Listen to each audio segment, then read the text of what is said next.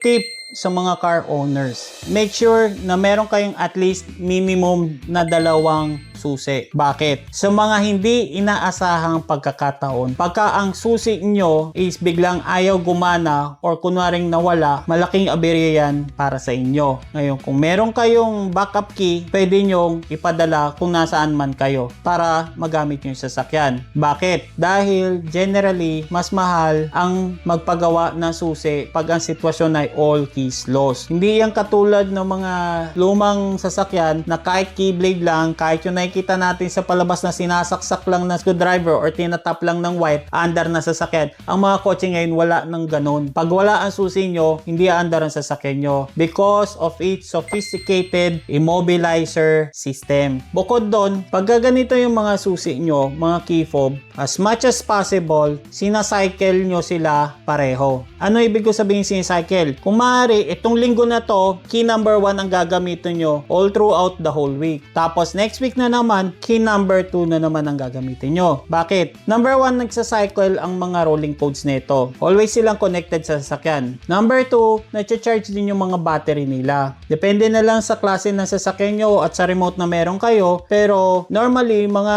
key fobs ngayon or mga susi ngayon, actually may rechargeable na battery. Every time na isasaksak nyo sila sa sasakyan, habang ginagamit nyo, nag-charge ang battery. So at least, patulugin nyo siya ng 1 linggo, yung kabilang susi na naman, pinapatulog nyo yung susi nyo na meron charge. Yun kung sinasaksak nyo pa. Pero pagka ang susi nyo, yung tinatawag nating proximity na, ibig sabihin, pagbukas nyo ng pintuan, papasok lang kayo, wala na kayo sasaksakan, yung susi, kahit nasa bulsa nyo lang, proximity yan. Over time, yung battery niya sa loob, pagka naglobat, obligado kayong palitan yan. Ang mga battery na yan, normally, nasa mga convenience store or nasa mga hardware. Meron yan, mga maliliit lang. I hope itong information na ito ay nakatulong ho sa inyo. Alam niyo naman, pare-parehas tayo. Ayaw natin nang kakaroon tayo ng aberya sa labas o nasa bahay man. Any questions, any concerns, or gusto nyong bagong topic natin para dito sa podcast, comment nyo lang below. This is Conrad Tuason, aka Sydneytronics. Maraming salamat po.